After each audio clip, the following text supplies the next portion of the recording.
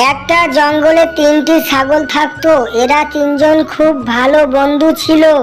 মনের আনন্দে ঘাস খাচ্ছিল এবং আকাশে ঘন কালো মেঘ ছিল। কিছুক্ষণ পর ঝড় বৃষ্টি বজ্রপাত হয়েছিল। হঠাৎ উল্কা পড়ে, জঙ্গলটি পুড়ে ছাই হয়ে যায়। তখন তিন বন্ধু প্রাণের ভয়তে পালিয়ে যায়। পরের দিন তিন বন্ধু আহারের খোঁজে যায়, কিন্তু জঙ্গলের লতাপাতা সব পুড়ে ছাই হয়ে যায়। এই জঙ্গল থেকে আরেকটি জঙ্গলে পালিয়ে যায়।